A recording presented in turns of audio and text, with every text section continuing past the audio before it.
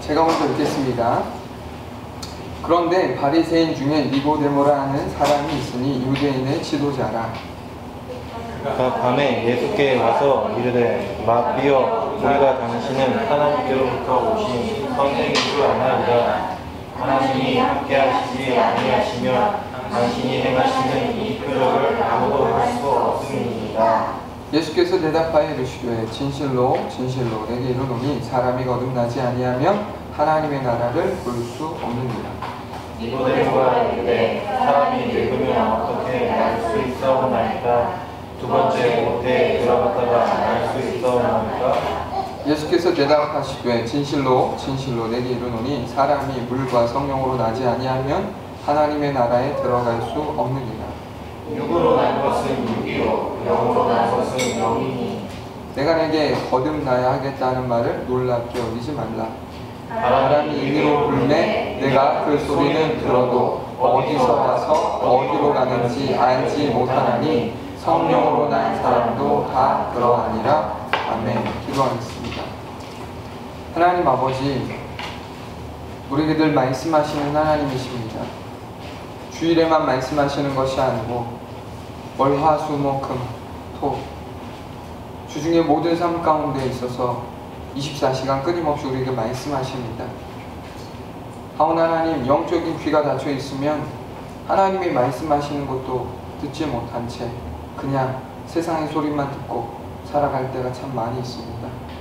하나님, 이 시간 하나님의 말씀을 들을 때에도 사람의 말로 듣지 않게 하시고 하나님의 말씀을 온전히 귀로 또한 마음으로 들어 하나님이 우리에게 무엇을 말씀하시는지 잘 듣는 겸손함이 우리에게 있게 하시고 들음으로 끝나지 않고 그 들은 그 말씀이 우리의 영적인 살과 근육과 피가 되게 하셔서 정말 하나님을 위한, 하나님과 동행하는 삶을 위한 복된 양식 되어질 수 있도록 하나님 붙들어 주시옵소서. 성령께서 친히 이 시간 말씀하여 주시기를 간절히 원하옵고 살아계신 예수님의 이름으로 간절히 기도했습니다.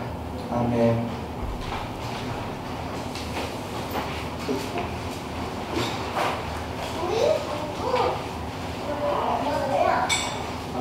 예수님께서 공생애의 삶을 사실 때, 한 3년 정도 되는 그 공생애의 삶을 사실 때 예수님은 모든 사람들이 만나고 싶어하는 말 그대로 슈퍼스타였습니다.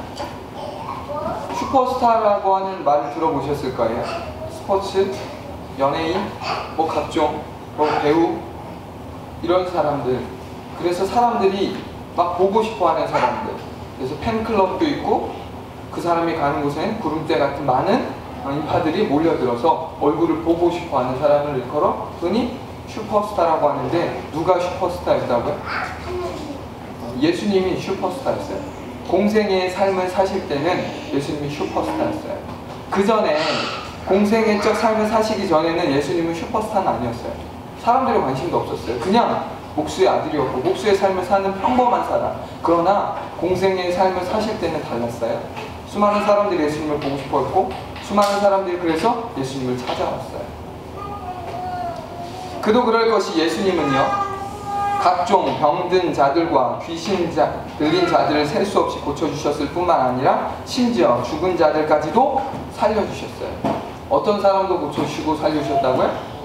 죽은 자, 이미 죽은 자, 나사로와 같은 죽은 사람들 있잖아요. 이미 죽었어요. 죽은 지 3일이나 지났어요. 시신에서 부패한 냄새가 나요. 그런데 그런 사람도 살려주셨어요. 그런 기적만 행하셨나요? 오병이어와 칠병이어와 같은 놀라운 기적과 능력도 베풀어 주셨죠. 별것 아닌 작은 것으로 수많은 사람들을 먹이셨어요. 이런 놀라운 기적을 베푸셨을 때 그 소문들이 사람들에게 빠르게 날개 달린 듯 퍼져나갔어요. 그 소문을 들은 많은 사람들이 예수님을 간절히 그래서 만나고 싶어 했어요. 예수님이 도대체 누구야? 당신을 고쳐준 예수님이 누구야? 오병이어를 경험했다고? 그게 말이 돼? 나도 예수님 만나고 싶어 라고 하면서 수많은 사람들이 예수님을 간절히 만나고 싶어 했어요. 예수님에 대한 소문을 듣고 예수님을 만나고 싶어 했던 사람들 중에는 병들고 가난하고 힘없는 소위 약자들만 있었던 것은 아니에요. 어떤 사람들도 있었어요? 부와 명예, 능력, 권세를 가지고 있었던 소위 강자들도 예수님을 보고 싶어 했어요. 그들 중 대표적인 한 사람이 누구냐면 성경을 보면 분봉왕 헤롯 안티파스라는 사람도 예수님을 보고 싶어 했다라고 누가복음 23장 8절에서 말씀하고 있는데요. 한번 볼까요? 누가복음 23장 8절입니다. 누가복음 23장 8절.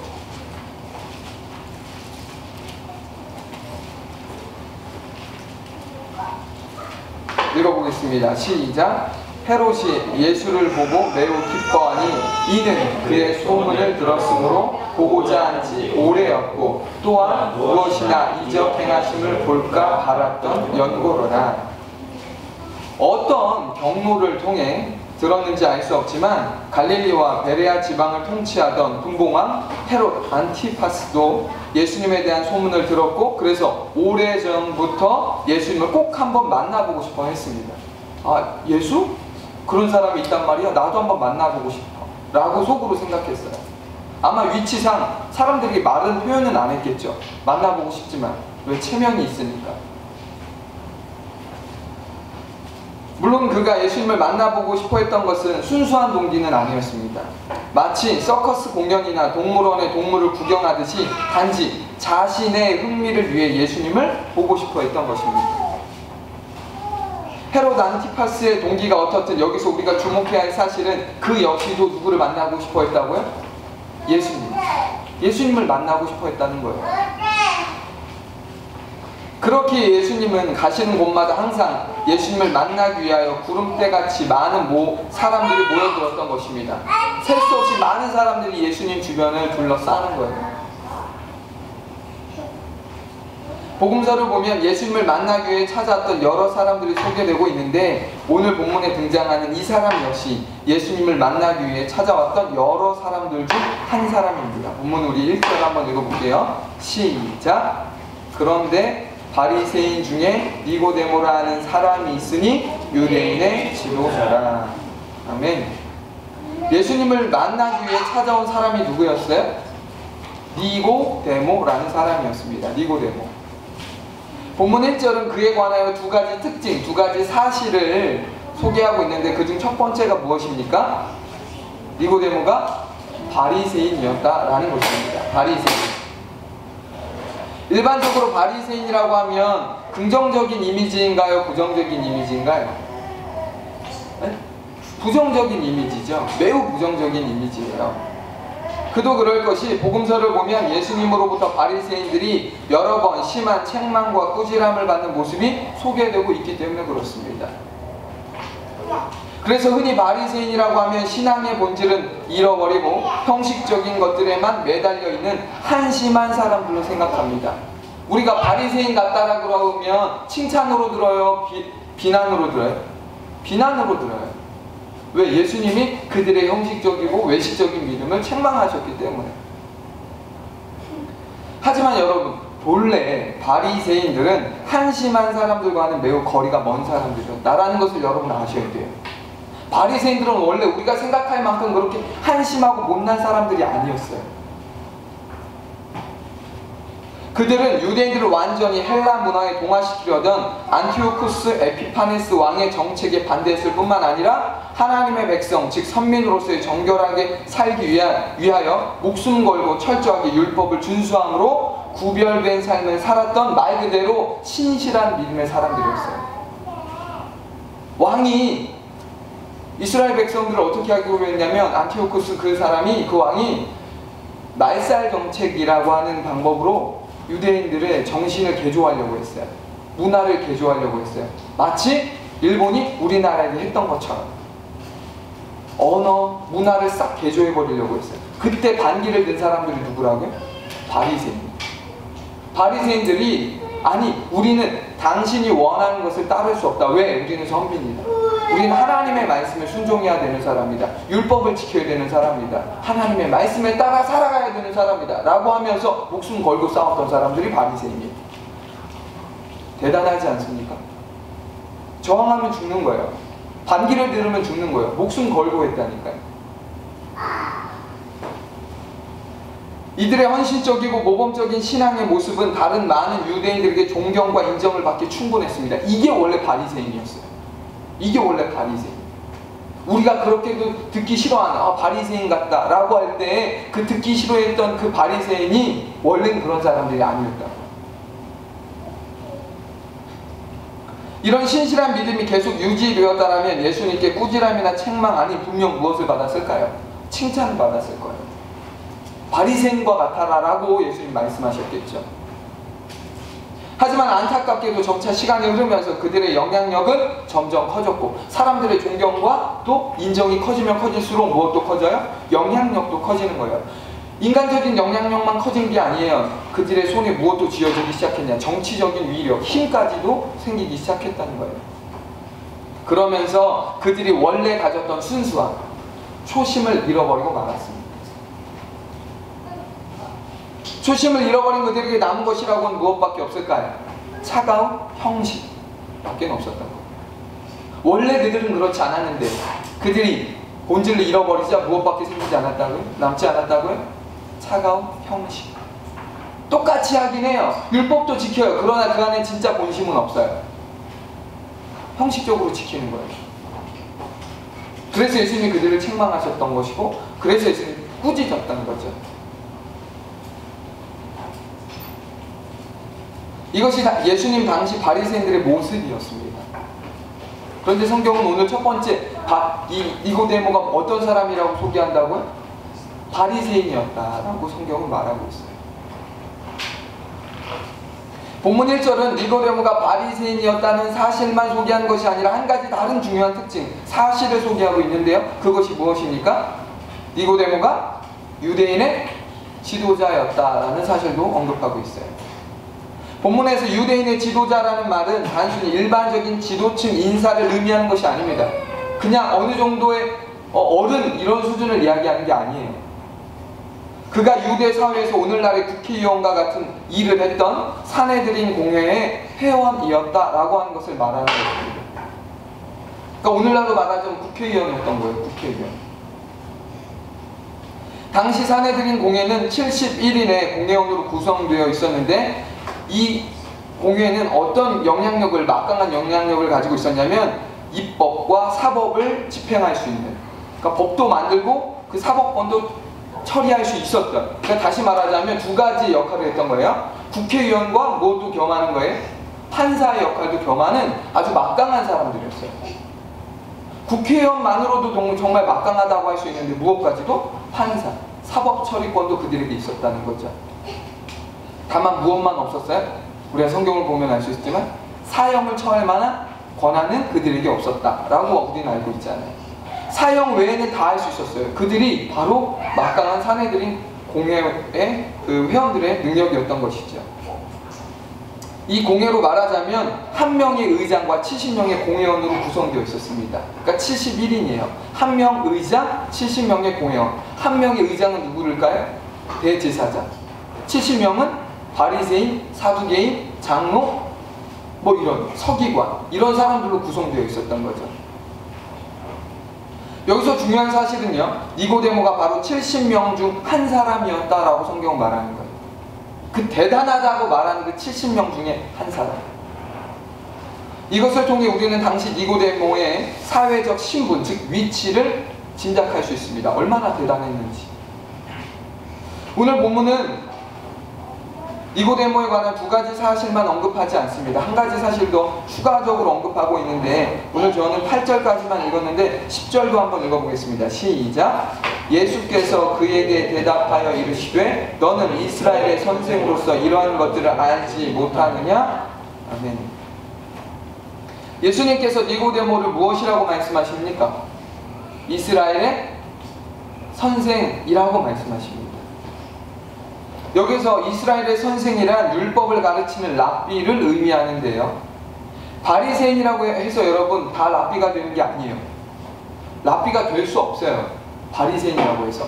예수님 당시에 바리새인들이 대략 6,000명 정도 있었다고 해요. 6,000명. 그런데 그 6,000명 모두가 랍비가 되는 것이 아니라 그 중에 소수만 랍비가 될 수 있었는데 이 랍비가 되는 조건이 굉장히 까다로웠기 때문에 그런 거예요.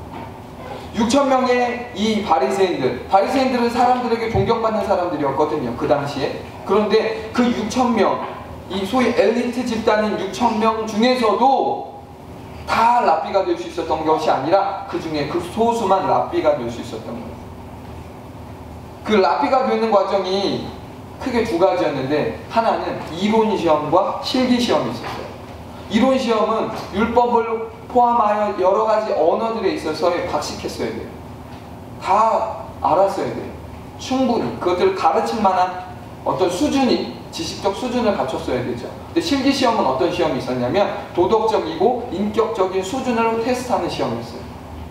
그냥 똑똑해서만 될 수 있는 것이 아니라 인격도 돼야 되고 도덕적인 수준도 굉장히 높았어야 된다는 것이죠.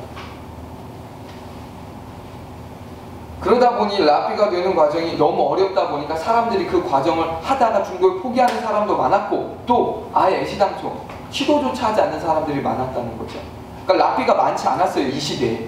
근데 중요한 것은 누가 랍비였다고? 니고데모가 랍비였다는 거예요. 세 가지를 말하죠. 바리새인, 또 유대인의 지도자, 또 이스라엘의 선생님 랍비. 이 세 가지 조건을 다 갖추고 있었던 사람이 니고데모다라고 말하는 거죠. 그러니까 쉽게 말하면 이런 거예요. 니고데모라는 사람은요, 인간적으로도 부족할 게 없고요, 종교적으로도 탁월한 사람이었어요. 거기다가 예수님의 이 장례 과정에서 알 수 있는 것은 무엇도 있어요? 니고데모는 굉장히 부유한 사람이었어요. 재산이 엄청 많았던 거구였어요. 그러니까 아무것도 아쉬울 것이 없는 그 사람이, 대단한 그 사람이 인간적으로 말이죠, 누구를 찾아왔다고 말합니까? 성경은 예수님을 찾아왔다라고 말하고 있어요. 본문 2절 한번 읽어보겠습니다. 시작. 그가 밤에 예수께 와서 이르되 랍비여, 우리가 당신은 하나님께로부터 오신 선생인 줄 아나이다. 하나님이 함께 하시지 아니하시면 당신이 행하시는 이 표적을 아무도 할 수 없음이니이다. 니고데모가 예수님을 만나기 위해 찾아왔는데, 이 대목에서 저와 여러분이 주목해야 될 것이 있어요. 그게 뭐예요? 예수님이 니고데모가 예수님을 찾아간 시점이에요. 찾아간 시점. 언제 찾아갔습니까? 밤에. 언제 찾아갔다고요? 밤에 찾아갔다는 거예요. 여러분, 성경은 한 단어 한 단어에 굉장히 집중하셔야 돼요. 그냥 밤인가 보다, 니고데모가 예수님을 찾아갔나 보다 라고 보시지 말고 아주 자세히 보셔야 돼요. 밤에 찾아갔다고 성경은 말합니다.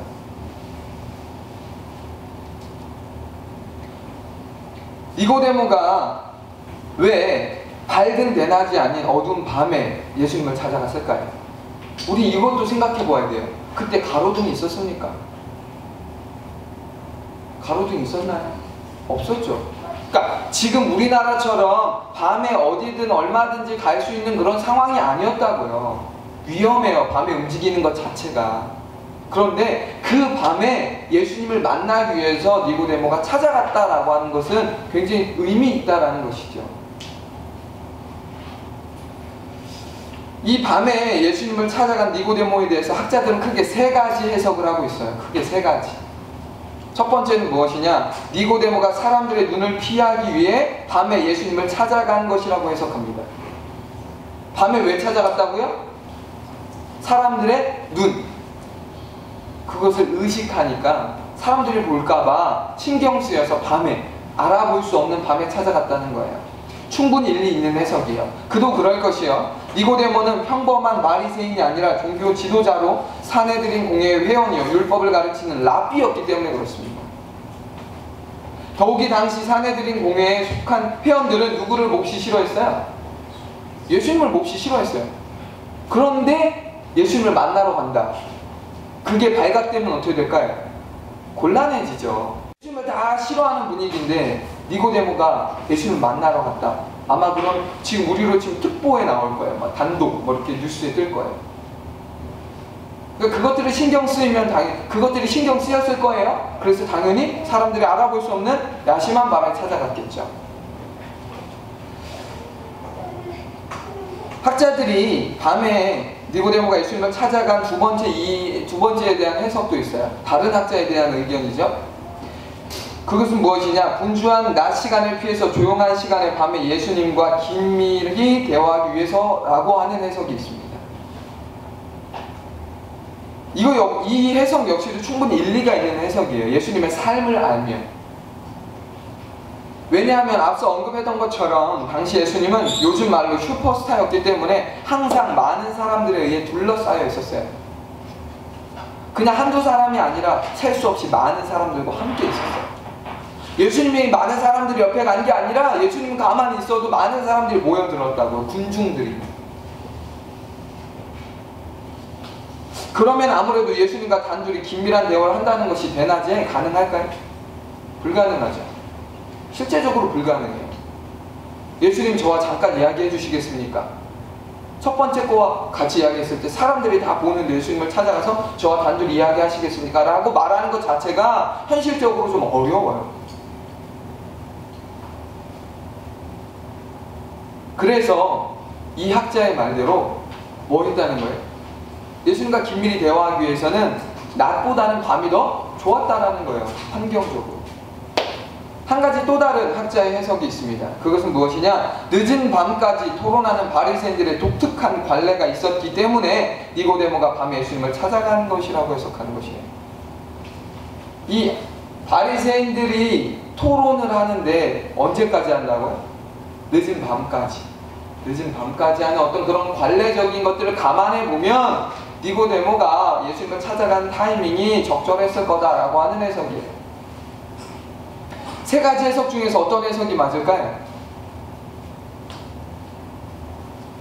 누구도 이 세 가지 해석 중에서 어느 것이 맞다라고 말할 수 없어요. 확신할 수 없습니다. 다만 여기서 저와 여러분이 한 가지 확신할 수 있는 게 있어요. 그게 무엇이냐? 요한복음에서 밤은 영적인 어둠을 상징하고 있다는 사실입니다. 우리는 그것을 요한복음 9장 4절과 11장 10절에서 확인할 수 있어요. 이게 요한복음의 특징이에요. 요한복음에서 저자인, 기자인 요한은 뭐라고 말하냐면 어둠을 이 영적인 것과 아주 매치시켜서 이야기하는데 요한복음 9장 4절 한번 보겠습니다. 요한복음 9장 4절. 먼저 요한복음 9장 4절 같이 한번 읽어봅니다. 시작! 때가 아직 낮임에 나를 보내신 이의 일을 우리가 하여야 하리라. 밤이 오리니 그때는 아무도 일할 수 없느니라.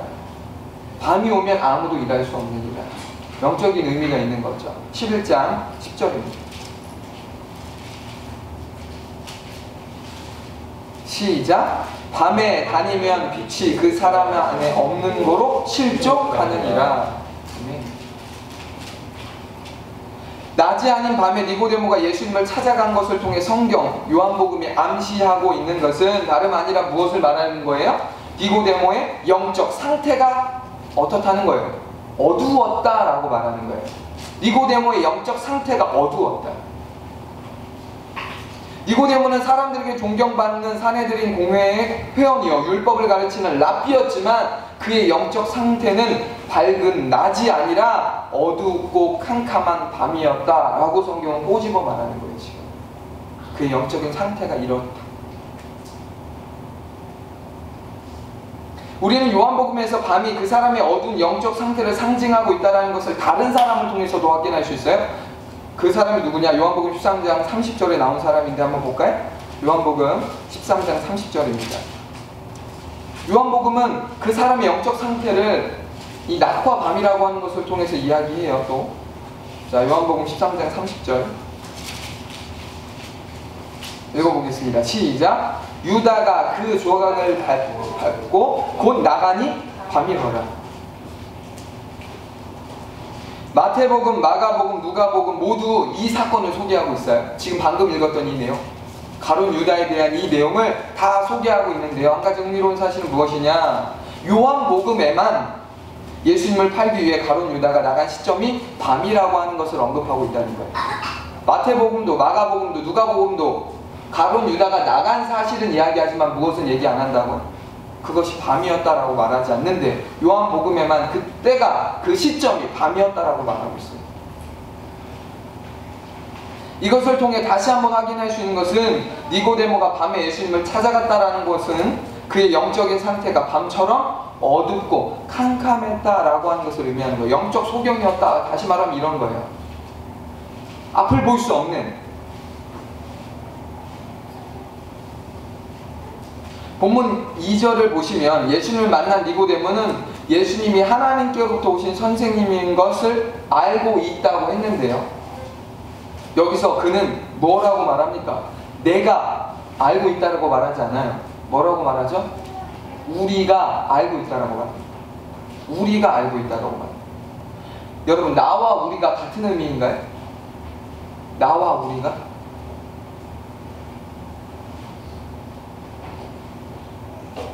절대 같지 않죠. 다른 의미예요. 우리 말에서는 나와 우리가 의미적으로 차이가 없을 때가 있어요. 예를 들어 이런 거예요. 우리 남편, 우리 아내, 우리 아이, 우리 선생님 이라고 표현할 때, 이때 우리는 나의 남편, 나의 아내, 나의 선생님 이라고 하는 것과 같은 의미예요. 그래서 외국 사람들이 우리나라 말을 배울 때 되게 어려워하는 부분이 이런 거예요. 왜냐하면 문법적으로도 상식적으로도 이건 말이 안 되는 얘기잖아요. 우리 아내가 어디 있어요? 뭐 아내를 공유하는 것도 아니고. 우리 남편이 어디 있어요? 내 남편, my husband, my wife인 거지. 그렇잖아요. 그러니까 외국 사람도 우리나라 말을 배울 때 그 부분에 있어서 굉장히 어려워한다고요. 근데 이게 왜 그러냐면 우리나라의 우리라고 하는 것을 굉장히 중요시 여기는 문화적 정서가 반영된 거예요. 그래서 이게 문법적으로는 좀 어색할지 모르겠지만 그렇게 통용되죠. 우리 남편, 우리 아내 뭐 이런 식의. 그런데 뭘 중요하게 생각해야 되냐면 우리 말에서야 그렇다 치지만 이 신약 성경에 기록된 헬라어는 그것을 굉장히 구분하고 있다는 것이에요. 나와 우리는 철저히 다르다라고 하는 것을 분명히 구분하고 있다는 것이 이 헬라어의 특징입니다. 이런 측면에서 볼 때 여러분 한번 생각해 보세요. 그러면 왜 니고데모는 내가라고 말하지 않고 우리라고 말했을까요? 내가 알고 있습니다 라고 말하지 않고 우리가 알고 있습니다 라고 말하잖아요. 우리가 알고 있습니다.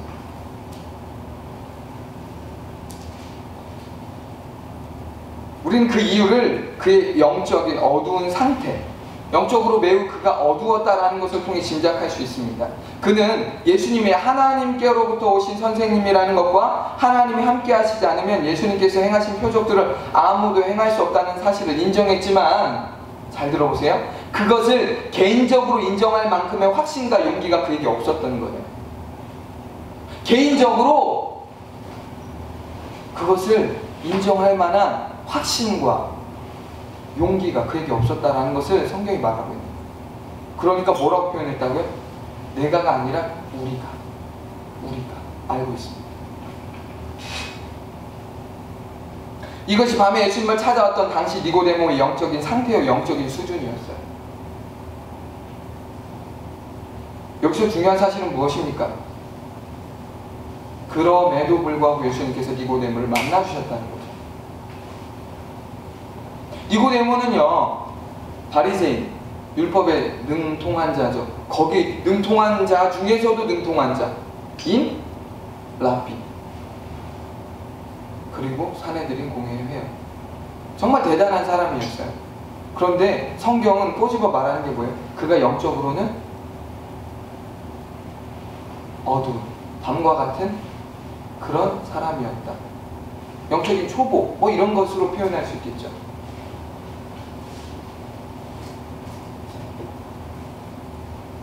그러니까 예수님은 인격적으로 제가 예수님을 알고 있습니다 라고 말할 만한 용기조차 없었던 사람이에요. 예수님을 믿습니다, 알고 있습니다 라고 말하지도 못하는 사람이에요. 그런데 놀랍게도 예수님은 그런 인간적으로 지금 우리가 성경의 내용을 통해서 알 수 있는 것처럼 약간 한심해 보이는 이런 사람도 예수님께서 만나주셨다는 것이죠.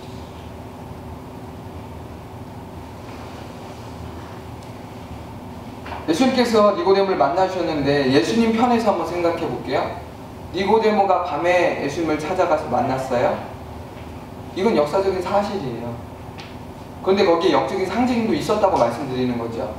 그 밤이 그냥 물리적인 시간대의 밤만은 아니다라는 것이죠. 근데 예수님 입장에서 한번 생각해 볼게요. 누군가 예수님을 만나고 싶어 해서 찾아왔어요. 그런 사람이 여러분 많았을까요? 없었을까요? 많았을 거예요. 그리고 중요한 것은 예수님은 낮 동안 수많은 사람들을 만나고 상담하고 치료해 주시는 많은 일들을 행했어요.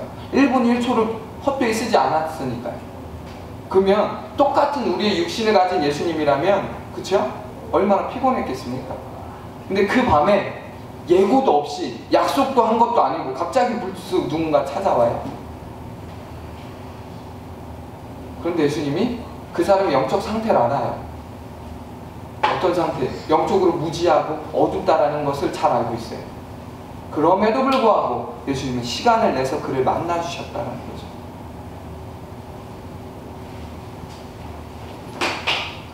예수님께서 어두운 밤에 니고데모를 만나주신 이유가 뭘까요?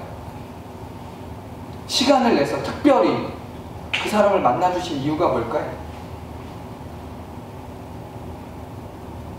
우리는 성경을 볼 때 조금 더 깊이 있게 보셔야 된다니까요. 아, 만나주셨구나. 그게 끝이 아니라 왜 만나주셨을까 하는 거죠. 왜?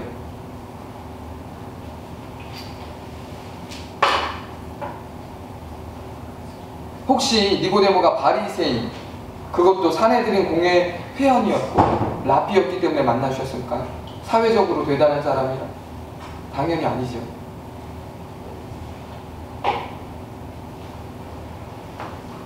그렇다고 해서 그에게 온전한 믿음이라도 있었습니까? 그것도 없었어요. 온전한 믿음도 없었고 그게 특별히 예수님을 만나줄 만한, 예수님께서 그를 만나줄 만한 어떤 인간적으로 볼 때 건덕지가 하나도 없었어요. 그런데 예수님 그를 만나주셨다고요. 왜 만나주셨을까요? 지금 길을 지나가다 만나주신 게 아니잖아요. 특별히 시간을 내서 만나주신 거잖아요.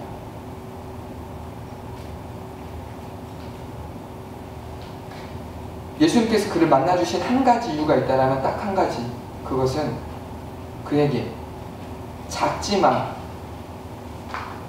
어떤 것이 그의 마음에 있었던 거예요. 예수님에 대해서 알고 싶어하는 마음이 그에게 있다는 것을 예수님 알고 계셨어요. 그것이 크지도 않았고 대단하지도 않았을지 몰라도 예수님은 그 안에, 그 니고데모 안에 예수님에 대해서 좀 알아보고 싶어하는 그 간절함이 있다는 것을 예수님은 체크하셨어요. 정확하게 알아차리신 거죠. 비록 개인적으로 예수님을 인정할 만큼의 확신과 용기는 아니었지만 그래도 그에겐 예수님을 알고자 하는 그 작은 마음이 그에게 있었다는 것을 예수님이 아셨기 때문에 그를 거절하지 않으세요. 그를 만나주신 거예요.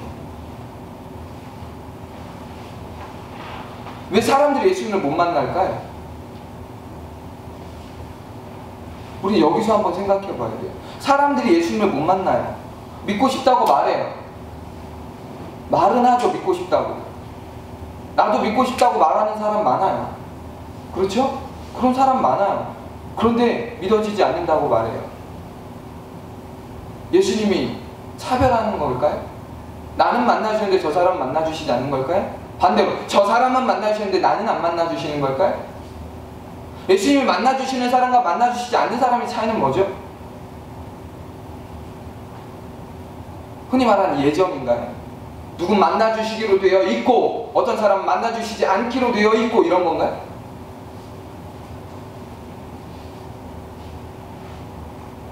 예수님을 만난 사람과 만나지 못한 사람의 극명한 차이는 한 가지예요. 예수님에 대해서 알고 싶어하는 간절함이 있냐 없냐의 차이. 간절함이 있는 사람은 만납니다. 믿으십니까? 어떤 죄인도 예수님 만나주십니다. 그 안에 예수님에 대한 알고 싶어하는 궁금증과 영적 호기심과 그 안에 사모함이 있기만 하면 그것이 크든 작든 예수님 만나주신다고요. 저와 여러분 그래서 만난 거 아니에요? 우리가 막 정말 뭐 대단해서 만났습니까? 아니죠. 그분이 우리 안에 있는 그 마음을 보셨던 거예요. 그러니까 사람들이 예수님을 만나지 못하는 이유는 하나라니까요. 그 안에 예수님을 만나고 싶어. 그러나 그건 말뿐이에요. 미안하지만 진짜 만나고 싶은 사람은 예수님 꼭 반드시 만나주십니다. 꼭 만나주세요. 니고데모를 만나셨던 것처럼 예수님을 알아가고 싶고 믿고 싶어하는 사람은 반드시 만나주신다고요.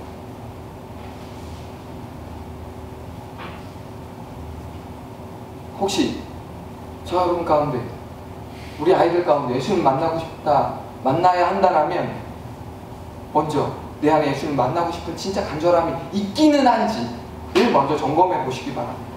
그게 있어야 만나는 거예요. 그게 없는데 예수님이 내가 가만히 있는데 예수님 만나 주십시오 라고 하는 것은 말이 안 돼요. 성경에 되어 있잖아요. 나를 간절히 찾는 자가 나를 만날 것이다 라고 성경이 말씀하고 있지 않습니까? 그것은 원리예요. 하나님은 지금 문 앞에 서 있다니까요. 문만 열어주면 들어가는데 문을 안 열어주니까 못 들어가는 거예요. 문을 안 열어주니까. 문을 열고 기다리면 들어오시는데 안 열어주니까 못 들어간다. 사람들이 예수님이 나한테는 안 들어와, 난 하나님을 믿고 싶은데 믿어지지 않아, 다 거짓말이에요. 미안하죠. 문을 열어준 적이 없어요. 그분이 들어오실 수 있도록 마음의 문을 열어준 적이 없다고요. 그분을 알고자 하는 영적 간절함이 없다고요. 목탐이 없다고요. 갈증이 없다고요. 그러니까 예수님을 알 수도 없고 예수님 만날 수도 없었던 거예요.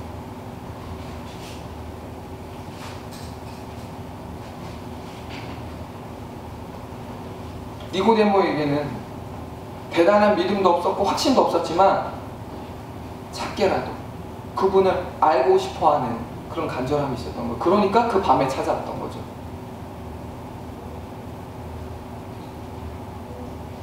그 마음의 중심을 보시고 그 마음을 아신 예수님은요, 니고데모에게 거듭남에 대한 말씀을 갑자기 하세요. 본문 3절 한번 읽어보겠습니다. 본문 3절입니다. 시작. 예수께서 대답하여 이르시되 진실로 진실로 내게 이르노니 사람이 거듭나지 아니하면 하나님의 나라를 볼 수 없느니라. 아멘.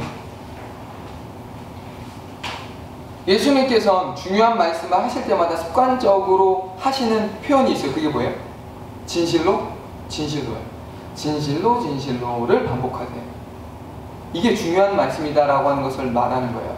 내가 지금 이야기하는 건 굉장히 중요해 라고 말씀하실 때마다 진실로 진실로라고 하는 표현을 사용하셨는데, 예수님께서 니고데모에게도 말씀하실 때 뭐라고 말씀하셔요? 먼저 진실로 진실로. 이게 진짜 중요한 거야. 너무 중요한 거야. 니고데모 잘 들어. 그러면서 말씀하신 내용이 뭐예요? 사람이 거듭나지 않으면, 다시 말해 쉽게 풀면 다시 태어나지 않으면 하나님의 나라를 볼 수 없어 라고 말씀하셨어요. 거듭나지 않으면을 쉽게 풀어 뭐라고 한다고요? 다시 태어나지 않으면 하나님의 나라를 볼 수 없단다 니고데모야 라고 말씀하십니다.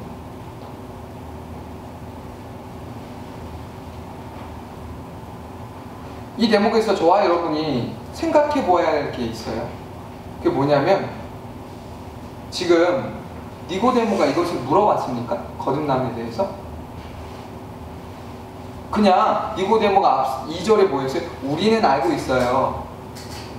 당신이 하나님께로부터 오신 선생님이고, 하나님께서 이런 능력을 주시지 않았다라면, 함께 하시지 않는다라면 이런 당신이 행한 기적은 행할 수 없다는 것을 알고 있습니다 라고 하는 지금 이야기를 했는데, 갑자기 예수님은 사람이 거듭나지 않으면 하나님의 나라에 들어갈 수 없다라고 하는 말씀을 별안간하셨다는 거예요. 그러니까 보면 이런 거예요. 동문서답하는 느낌이에요. 약간 대화가 좀 어색해요. 난 지금 A라고 얘기하고 있는데 예수님은 지금 A-에 대한 이야기를 하는 게 아니라 C를 얘기하는 거예요. C. 이런 대화의 구조가 예수님의 대화할 때 많이 좀 등장해요. 예수님은 지금 누군가 대화하실 때 약간 이런 식으로 대화하세요. 약간 보면 대화가 앞뒤가 안 맞아요. 근데 지금 니고데모하고 대화할 때도 이런 구조잖아요.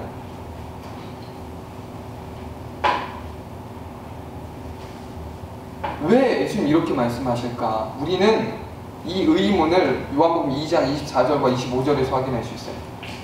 왜 예수님께서 생뚱맞게 이렇게 말씀하셨을까? 요한복음 2장 24절에서 25절입니다. 시작. 예수는 그의 몸을 그들에게 의탁하지 아니하셨으니 이는 친히 모든 사람을 아시며 또 사람에 대하여 누구의 증언도 받으실 필요가 없었으니 이는 그가 친히 사람의 속에 있는 것을 아셨습니다. 아멘. 예수님께서는 모든 사람을 알고 계실 뿐만 아니라 모든 사람의 무엇도 아신다고요? 속, 생각, 의도, 마음을 다 꿰뚫어 보시는 분이라고. 그러니까 예수님께서 니고데모가 묻지도 않은 것에 대해서 말씀하신 이유는 무엇이에요? 니고데모가 이거 물어보려고 온 거예요, 사실은. 그러니까 니고데모가 진짜 궁금해했던 것이 이거라는 걸 예수님은 미리 간파하시고 니고데모에게 먼저 그냥 얘기해 버리신 거예요. 그가 물어볼 때까지 기다리지도 않아요. 시간 낭비하지 않는다고요. 바로 말하세요. 네가 왜 여기에 왔는지, 나를 만나고 싶어 하는지 나는 알거든? 그게 지금 거듭남이야. 그런데 내가 말해줄게. 사람이 거듭나지 않으면 하나님의 나라를 볼 수 없어 라고 말씀하신 거예요.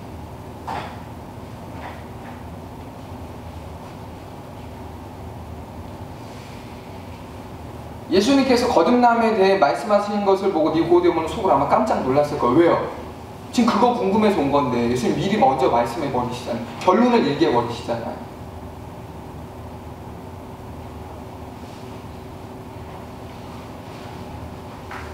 예수님은 니고데모에게 하나님의 나라에 들어가는 길, 방법에 대해 말씀해 주셨습니다. 우리로 치면 이거예요. 천국, 하나님의 나라, 바꿔 말하면 천국이죠. 천국을 갈 수 있는 길, 방법, 그게 뭔지에 대해서 말씀하셨다는 거예요. 지금 니고데모는요, 그게 궁금해서 온 거예요. 예수님한테. 율법을 가르치는 선생인데, 바리새인, 사내들인 공회의 회원인데 무엇은 모르겠다는 거예요? 하나님 나라에 대한 그 나라를 어떻게 갈 수 있는지, 그 길을, 그 방법을 잘 모르겠다는 거예요.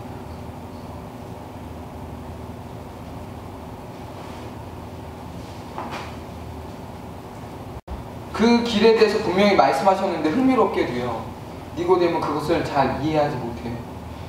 예수님은 말씀하신 것이 무슨 뜻인지 이해하지 못해요. 지금 본문 4절이 그것을 말하고 있잖아요. 자, 4절 보겠습니다. 시작. 니고데모가 이르되 사람이 늙으면 어떻게 날 수 있사옵나이까? 두 번째 모태에 들어갔다가 날 수 있사옵나이까? 니고데모는 거듭나야 한다는 예수님의 말씀을 이해할 수도 없었지만 받아들일 수도 없었어요. 이해도 안 가고 받아들일 수도 없는 내용이었어요. 왜? 거듭나야 된다, 다시 태어나야 된다라고 말하니까. 그러니까 이렇게 말하는 거잖아요. 사람이 어떻게 다시 태어날 수 있습니까? 예수님. 그러면 어머니 뱃속에 다시 들어갔다가 나오라는 말씀이신가요? 그래야 천국 갈 수 있다는 말씀이신가요? 그래야 하나님의 나라를 볼 수 있다는 말씀이신가요?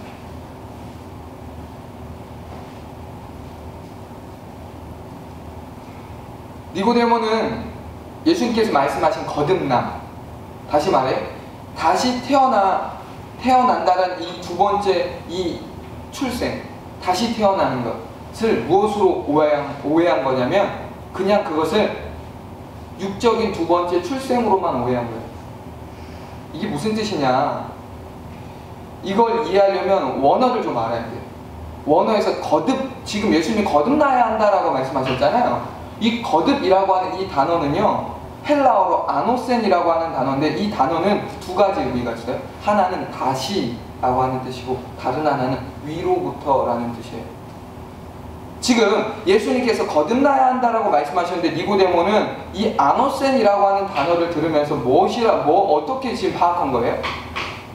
다시라고만 이해한 거예요. 다시 태어나야 된다. 그러니까 어머니 뱃속에 다시 들어갔다 나오란 말입니까? 예수님, 이렇게 물어본 거예요. 근데 예수님은 이 다시라는 의미로 말씀하신 게 아니라 무엇으로 말씀하신 거예요? 위로부터라고 말씀하신 거예요. 위로부터 태어나야 된다라고 말씀하신 거예요.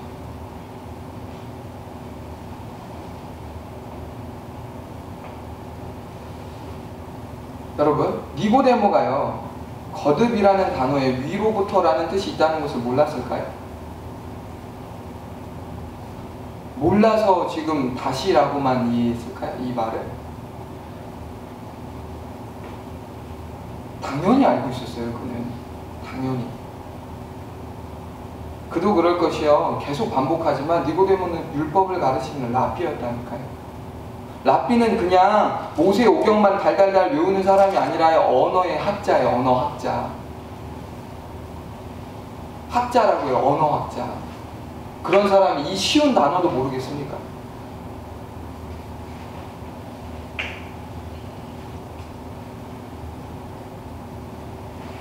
니고데모가 거듭나야 한다는 예수님의 말씀을 듣고 다시 태어나야 한다는 식으로만 이해한 것은요, 그 사람의 인간적인 지식이 부족함을 이야기하는 것이 아니라 그에게 무엇이 없었다는 것을 말하는 거냐면 영적인 깨달음이 그에게 없었다라고 하는 것을 말하는 거예요. 영적인 깨달음. 성경이 말하죠. 듣기는 들어도 보기는 보아도 볼 수 없고 들을 수 없고 깨달을 수 없는 것이 왜죠? 무식해서인가요? 아니 지금 설교를 들어요. 근데 어떤 사람은 깨닫고 어떤 사람은 못 깨닫는다니까요. 말씀을 보아요. 근데 어떤 사람은 깨닫고 어떤 사람은 못 깨달아요. 이 차이가 뭐죠? 지적 수준이 차이가 나서 그런가요? 그 안에 진리의 영이 있냐 없냐의 차이예요. 진리의 영이 그 사람을 깨닫게 하시면 깨닫는 것이고, 진리의 영이 없으면 아무리 똑같은 성경을 보고 있어도 그 사람은 까막눈과 같아서 깨닫지 못하는 거예요. 니고데모가 아노센을 보면서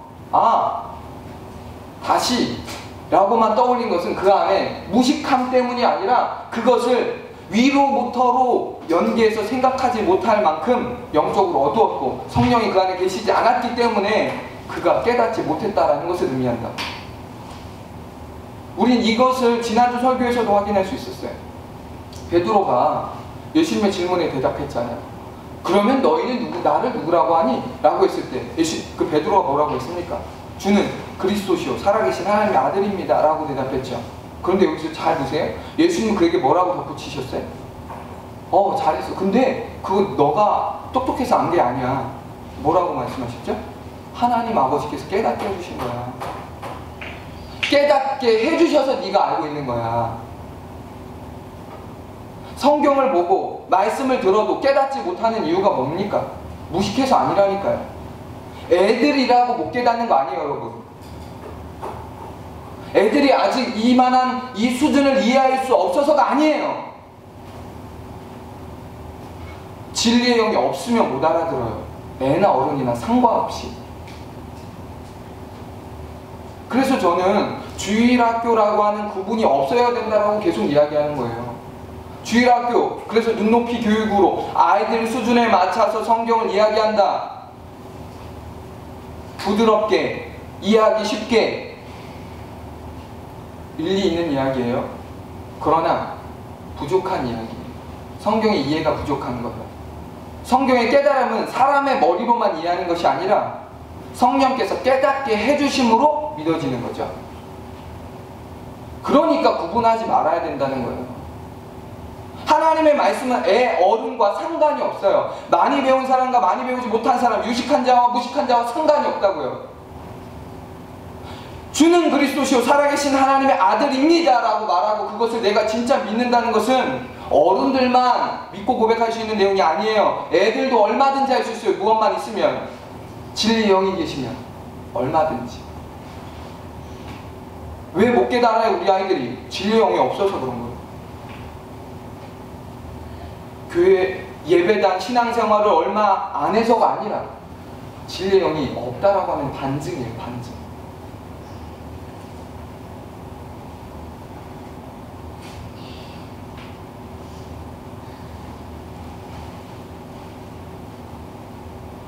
제가 드리고 싶은 말씀은 뭐예요? 본문에서 이야기하고 싶은 게 뭐예요?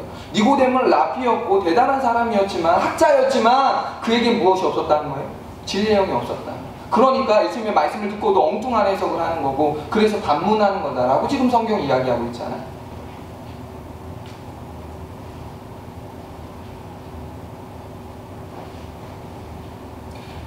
저와 여러분이 여기서 주목해야 될 것은 뭐냐? 이제 니고데모가 아니라 예수님이에요. 예수님의 반응이에요. 지금 진리의 영이 없는 니고데모는 깨닫지 못하고 예수님께 지금 마치 유치원식의 질문을 하고 있잖아요. 어린아이와 같은 질문을 하고 있잖아요. 그런데 예수님의 반응을 한번 보세요. 예수님의 반응. 본문 5절에서 8절입니다. 시작. 예수께서 대답하시되 진실로 진실로 내게 이르노니 사람이 물과 성령으로 나지 아니하면 하나님의 나라에 들어갈 수 없느니라. 육으로 난 것은 육이요 영으로 난 것은 영이니 내가 내게 거듭나야 하겠다는 말을 놀랍게 여기지 말라. 바람이 임의로 불매 내가 그 소리는 들어도 어디서 와서 어디로 가는지 알지 못하느니 성령으로 난 사람도 다 그러하니라. 아멘. 자, 예수님의 반응을 보세요.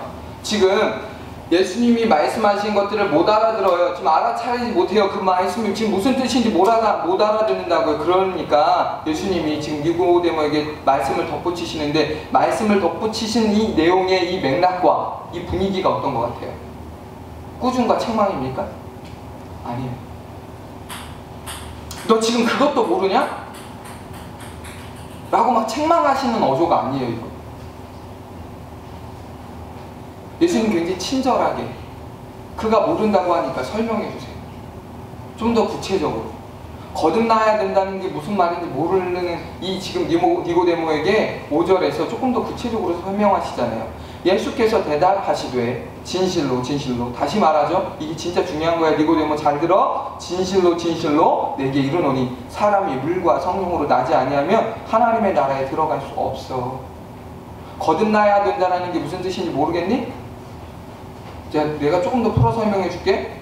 물과 성령으로 나지 않으면 하나님의 나라에 들어갈 수 없다는 뜻이야 라고 예수님께서 말씀하셨어요.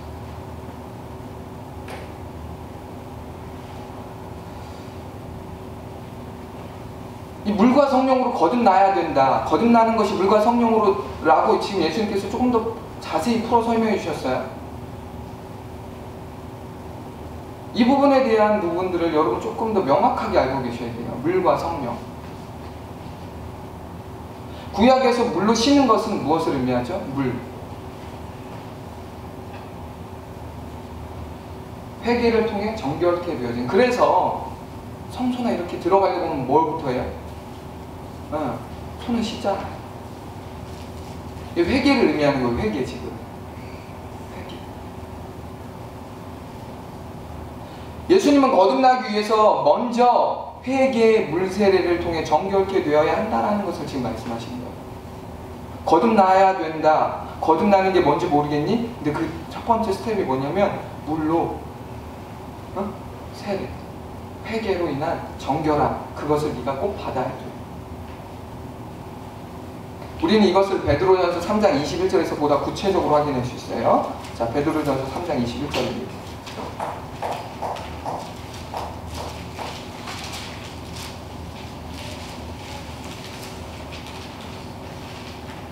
자, 한번 읽어볼까요? 자, 시작. 물은 예수 그리스도께서 부활하심으로 말미암아 이제 너희를 구원하는 표니 곧 세례다. 이는 육체의 더러운 것을 제하여 버림이 아니요 하나님을 향한 선한 양심의 간군이라. 아멘. 물은 뭐라는 거예요? 곧 표, 상징, 세례다 라고 말씀합니다. 베드로 사도는 초대교회 성도들에게 노아의 홍수 사건을 언급하면서 노아의 가족을 구원한 물이 다름 아니라 세례였다라는 것을 상징하는 것을 다시 한번 설명해 주고 있어요. 그게 세례였어, 세례. 그냥 죽을 뻔했다 살아난 그것을 이야기하는 것이 아니라 그들이 구원받을 수 있었던 것이, 그들이 그 물에 잠기지 않고 죽지 않을 수 있었던 것이 무엇이냐? 세례였어. 그건 세례를 의미하는 거예요. 세례. 여러분, 세례가 무엇이죠? 세례. 나는 죽고 예수로 다시 사는 것. 예수 그리스도와 함께 죽고 예수 그리스도와 함께 하나님의 생명으로 다시 태어나는 것이 세례예요. 하나님의 생명으로 태어나는 거예요. 죽고 끝나는 게 아니라 하나님의 생명으로 예수님과 함께 태어나는 거예요. 다시 태어나는 것. 이게 세례예요. 그런데 이때 세례를 받는 사람이 반드시 먼저 선행해야 될 게 있죠. 그게 뭡니까? 그냥 세례 아무나 주나요? 회개예요. 회개. 예수 그리스도와 함께 죽고 하나님의 생명으로 예수 그리스도와 함께 살아나는, 다시 태어나기 위해서는 반드시 선행되어져야 될 게 있는데 그게 뭐라고요? 회개.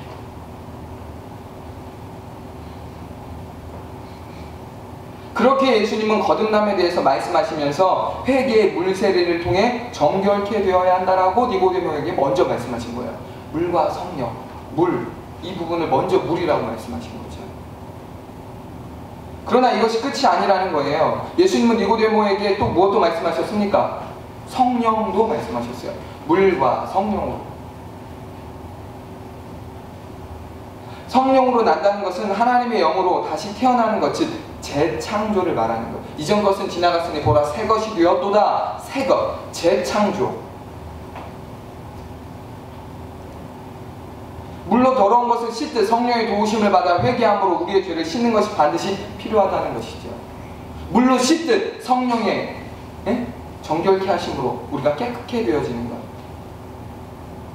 왜냐하면요, 보세요. 성령의 도우심이 없이는 진정한 회개가 가능합니까? 성령의 도우심이 없이 그냥 저 잘못했습니다. 저 죄인입니다. 저 죽을 죄인입니다. 지옥 갈 수밖에 없는 죄인입니다. 라고 하는 것이 시인이 되냐고요.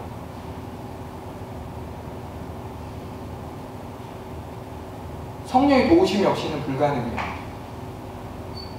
죄 있는 죄인이라고 생각하죠. 지난번에 거짓말도 했고 남의 것도 훔쳤고 욕도 했고 누군가를 때리기도 했고 뭐 엄마한테 거짓말도 했고 아무튼 여러 가지들을 떠올리면서 맞아요, 저 죄인 맞아요. 그런데 그 죄인 그 정도 수준이 아니라 아주 패역한 죄인이라고 하는 거예요. 우리의 영적인 민낯을 그대로 다 드러내어서 그 실체를 보고 하나님 앞에 납작 엎드려서 저는 죄인입니다 라고 고백할 수 있는, 그게 가능한 이유는 우리의 노력과 우리의 이해와 우리의 상식으로는 안 된다는 거죠. 무엇으로 가능하냐고요? 성령이지. 성령.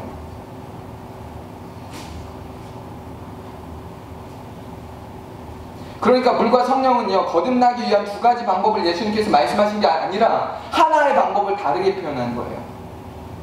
물과 성령. 다른 두 가지를 얘기하는 게 아니라 같은 것을 다르게 말씀하시는 거예요. 물로 세례를 받는 것, 무엇이 없이 불가능하다고? 성령의 도우심이 없이 불가능하다.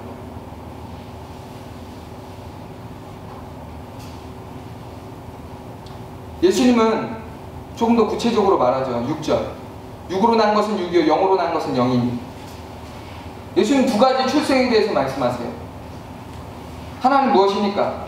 육적인 출생이고 다른 하나는 영적인 출생이라는 거예요. 이 둘은 똑같지 않다는 거예요. 육으로 난 것은 육이고 영으로 난 것은 영이다. 육으로 태어나는 것, 그러나 무엇도 있다는 거예요? 영으로 출생해야 된다라는 것이죠. 이 이야기를 왜 해요? 니고데모가 영으로 출생하지 않았기 때문에 하시는 말씀이잖아요. 육으로는 태어났는지 몰라도 무엇은 없는 거예요. 아직 영적으로는 죽어있는 상태, 태어나지 않은 상태. 우린 이것을 창세기로 넘어가서 해석해야 돼요. 왜냐하면 영으로 태어나지 않았다, 이게 무슨 뜻입니까? 영으로 죽어있다는 뜻이잖아요. 죄 가운데 죄로 인하여 하나님과 단절된, 그래서 무엇이 됐어요? 반드시 너희가 죽는다고 말씀하신 그 하나님의 말씀이 성취되었잖아요. 그대로 우리에게 불순종한 인간에게 성취되었잖아요. 그러니까 육은 살아있으나 무엇은 죽어있는 존재가 인간이에요? 영적으로 죽은 존재가 바로 죄인이잖아요.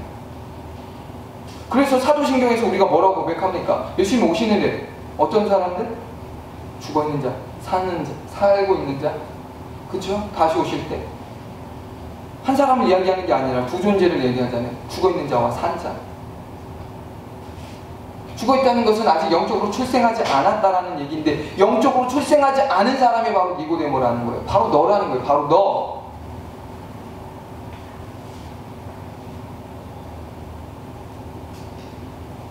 그러면서 니고데모에게 영적으로 출생해야 돼, 위로부터 다시 태어나야 돼 라고 말씀하십니다. 엄마 뱃속에서 다시 들어왔다 나와야 되는 게 아니라 위로부터 다시 태어나야 된다고요.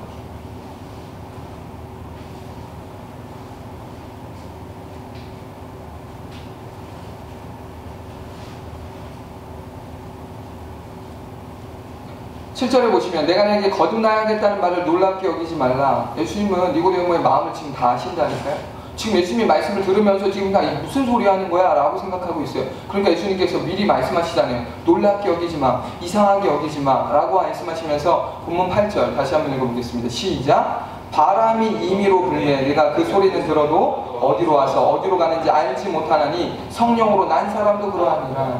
위로부터 태어난 사람도 그러하니라. 라고 예수님 말씀하시는데, 여기서는 예수님의 아주 센스가 보여요. 예수님의 센스. 왜 예수님의 센스가 보이냐면요, 지금 원어로 보면 바람과 성령은 같은 단어예요. 푸뉴마, 같은 단어거든요. 같은 단어를 좀 다르게 지금 예수님이 지금 표현하시면서 비유로 설명하는 거예요. 성령을 바람으로 지금 설명하시는 거예요. 바람의 특징이 뭐니? 라고 말씀하시는 거죠. 소리는 들리지만 어디로부터 어디로 가는지 알지 못하는 게 바람이지 않니? 성령으로 난 사람도 이와 같아. 위로부터 태어난 사람도 이와 같아. 라고 말씀하시는 거예요.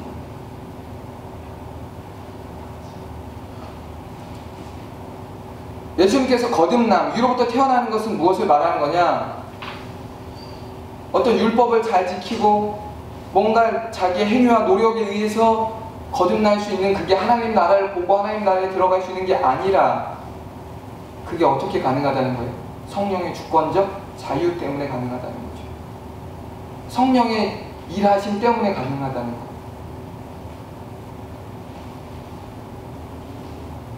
바람이 어떻게 부는지 알 수 없는 것처럼, 그러나 느낄 수 있는 것처럼 거듭남, 그러니까 위로부터 다시 태어난 사람 역시 마찬가지다라고 말씀하는 거죠. 자, 이제 말씀을 정리할 거예요. 잘 들어보세요. 지금 예수님과 니고데모의 이 대화 속에서 니고데모는 지금 예수님의 이 말씀이 어떻게 들렸을까요? 아, 그렇구나. 아, 내가 잘못 알고 있었네. 라고 들렸을까요? 아니면 뭐지? 내가 알고 있던 구원론하고 너무 다른데? 라고 들었을까요? 후자예요, 후자. 바리새인이었던 니고데모에게는 커다란 충격이었어요. 지금 이 모든 이야기들이, 예수님이 말씀하신 이 내용, 그런 거 이해하지도 못하는 거예요. 도대체 저게 무슨 말이야? 왜냐하면 바리새인들은 구원이란 율법을 잘 준수하는 데서 비롯된다고 생각했기 때문에 그런 거예요. 율법을 잘 지켜야, 하나님 주신 율법을 잘 지키면 구원받을 수 있다라고 생각하는 거예요. 그래서 그들은 자신들의 종교적인 열심이나 경건의 모습을 통해 구원에 이를 수 있다라고 가르쳤어요. 그러니까 말씀을 반드시 지켜라고 가르쳤던 거죠. 그런데 지금 예수님은 그게 아니고 위로부터 거듭나는 것은 그런 식으로 되는 게 아니라 성령의 도우심과 성령의 은혜로 되는 거다. 그게 뭐예요? 물과 성령으로.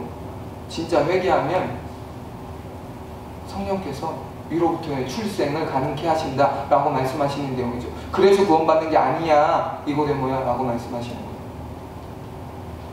이건 지금 구원론에 대한 이야기예요. 구원론. 어떻게 구원받을 수 있나? 어떻게 하나님 나라에 들어갈 수 있나? 어떻게 하나님 나라를 볼 수 있나? 라고 하는 것을 이야기하는 내용이 매우 중요한 내용이죠. 이것을 요한복음 3장 16절과 같이 보셔야 되는 내용이에요. 하나님 세상을 이처럼 사랑하사 독생자를 주셨으니. 구원론에 대한 이야기라고요, 이건 지금. 근데 저와 여러분이 오늘 이 말씀 앞에 서서 무엇을 보아야 되냐면, 니고데모가 그냥 예전에 있었던 한 사람이구나 라고 보아야 될 게 아니라, 이 니고데모가 누구일 수 있다라고 봐야 된다고요. 저와 여러분일 수 있다라는 것을 감안하면서 말씀을 들어야 됩니다. 지금 니고데모는 확신에 찼던 사람이에요. 난 구원받았다, 하나님의 나라에 들어갔다 라고 그것을 확신에 찬 사람이었어요. 그런데 뭔가 이상한 거고, 뭔가 조금 궁금해서 예수님을 찾아갔던 거죠. 그러니까 예수님이 말씀하시는 것들이 계속 부딪혔던 거예요. 그런 식으로 구원받는 거야? 그런 거야? 율법을 지켜서 구원받는 게 아니고,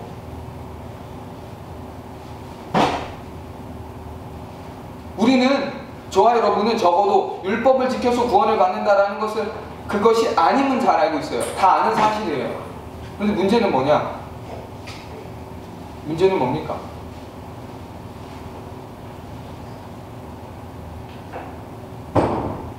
검증도 없이 대부분의 사람들이 나는 하나님의 나라를 간다라고 잘못된 자기 확신을 가지고 있다는, 검증도 없이 분명히 뭐라고 말씀하십니까? 물과 성령으로 거듭나야 된다라고 말씀하시잖아요. 그냥 나 예수님 믿어요, 그러니까 천국 간다, 아니라고요. 지금 그 얘기가 아니라고요. 성경은 무엇이 전제돼요? 온전한 회개, 온전한 회개. 하나님의 나라를 들어갈 수 있고 볼 수 있는 것의 그 한 가지 이유가 뭐예요? 원인이 뭡니까?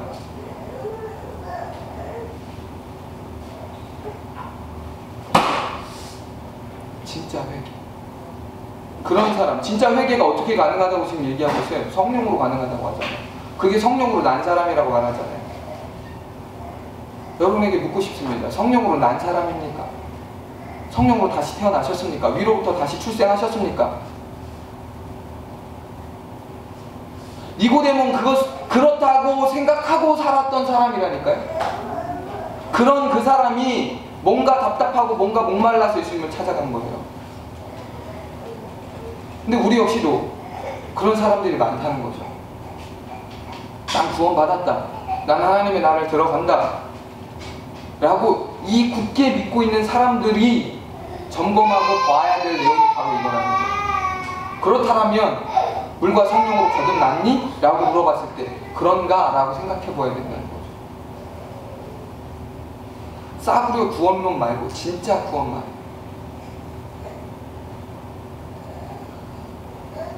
아, 예수 믿어요. 아, 그럼 당신 천국 갑니다. 그럼 누가 못 가요? 천국을 도대체. 죽기 전, 아, 저 예수 믿습니다. 아멘. 다 천국 가는 거예요, 그러면?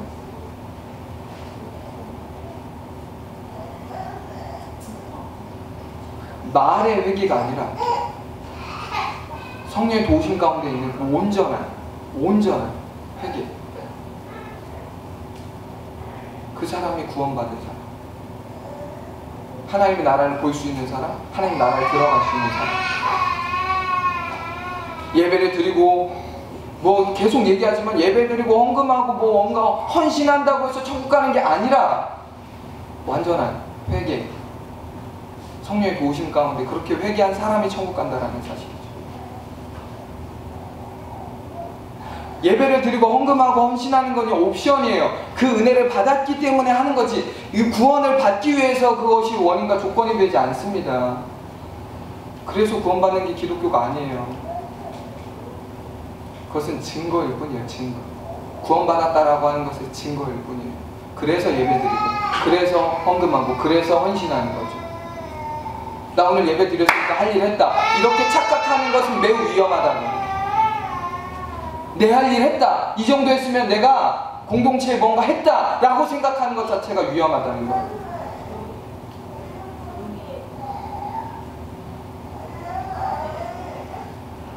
니고데모와 같이 종교적인 열심에 빠져있는 사람이 많다는 게 오늘 현주소 아닙니다. 종교적인 열심은 있습니다. 그러나 무엇은 없어요? 진짜 회개는 없는 거예요. 뼛속 깊은 그 회개. 근데 그거는 내가 할 수 있는 게 아니라고 오늘 본문은 이야기하잖아요. 성령이 하게 하시는 거라고. 다시 태어나는 것, 영적으로 다시 태어나는 것은 우리의 노력이나 우리의 열심으로 할 수 있는 게 아니라고요. 아, 나 잘못했네, 회개해야지, 잘못했네, 회개해야지. 그 정도의 피상적인 회개는 인간적으로 할 수 있지만 진짜 완전한 회개는 우리가 할 수 있는 게 아니라고요. 전적 타락을 인정하는 것은 우리가 할 수 있는 게 아니라고요.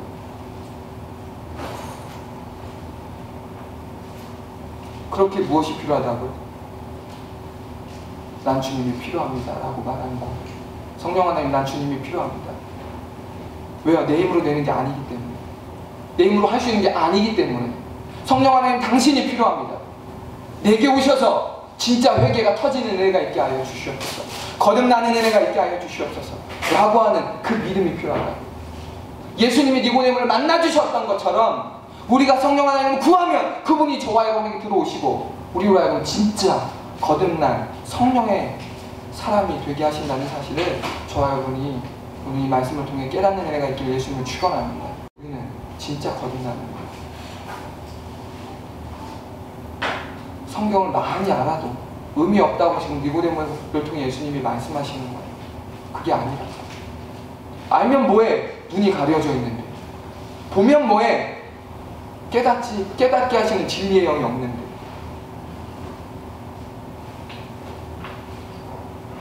저 여러분 안에 진짜 거듭났는지, 진짜 거듭난 사람 맞는지, 성령의 사람이 맞는지, 아직까지도 성령의 사람이 아니라 그냥 육신의 사람으로 살고 있지는 않은지 늘 돌아보는 귀한 은혜가 있었으면 좋겠습니다. 이 시간 같이 한번 찬양하면서 이 시간 우리 같이 한번 기도했으면 좋겠습니다. 여러분 거듭나셨습니까? 바꿔 쉽게 말해볼까요? 구원 받으셨습니까? 근거가 뭐죠? 근거가 사람들이 말합니다. 나 구원 받았다라고, 나 죽으면 천국 간다고 말하죠. 이런 비슷한 내용을 저도 여러 번 여러분에게 말했어요. 근거가 있어야 된다고 말했습니다. 근거. 그 근거가 무엇입니까? 아주 분명합니다. 주인이 바뀌는 거예요. 구원받았다라고 확신할 수 있는 사람은 이렇게 증명할 수 있어야 돼요. 내 삶의 주인은 내 것이 아닙니다. 그래서 새로운 삶을 살고 있습니다. 다른 삶을 살고 있습니다. 내 삶의, 내 마음의 주인은 예수님입니다. 이것이 고백되어지고 이렇게 사는 사람이 구원받은 사람입니다. 예배를 드리고 성경을 읽어서 나는 그분을 안다, 그래서 구원받는 게 아니라 날 위해 십자가에서 돌아가신 그분을 나는 믿고, 그래서 그분이 내 삶의 주인 되시고 그분에 의해 살아가고 그분을 위해 살아가는 그 삶을 사는 사람이 구원받은 사람입니다. 그냥 무턱대고 예배 드렸으니까, 신앙생활 오래 했으니까 구원받았다고 말하는 것은 말이 안 되는 얘기예요. 그건 니고데모가 생각했던 구원론과 똑같은 거예요. 난 이렇게 했었으니까 나 구원받았다라고 말합니다. 구원받은 사람은 주인이 바뀐 사람, 그래서 새로운 삶을 살게 되는 사람이에요. 조금 다르게 사는 삶이 아니라 완전히 새로운 삶, 완전히 새로운 삶, 새로운 가치관, 새로운 삶의 이유, 새로운 삶의 목적, 그게 구원받은 사람이지. 적당히 세상과 타협하면서, 적당히 하나님과 세상의 양다리 걸치면서 내 마음대로 살아가는 사람은 구원받은 사람 아니에요. 하나님 아는 사람이죠. 하나님 믿는 사람은 아니에요. 이 시간 우리 같이 한번 우리의 영적인 모습들을 돌아보면서 내 주인이, 내 삶의 주인이 누구인가를 좀 돌아봤으면 좋겠습니다. 아니에요? 그게 아닙니까? 나입니까? 예수님 아니라면 회개하면 돼요. 진짜 회개는 입술만의 회개가 아니라 성령 하나님이 나로부터 진짜 온전히 회개케 하시는 것이기 때문에 성령 하나님의 도우심을 구하세요. 성령 하나님 내 안에 들어오셔서 내 마음을 주장하여 주시고 진짜 회개할 수 있는 은혜를 베풀어 달라고 기도해야 합니다. 이 시간 우리 같이 한번 우리 각자 찔리는 말씀들을 붙잡고 기도했으면 좋겠습니다. 기도하겠습니다. 살아계신 하나님 아버지,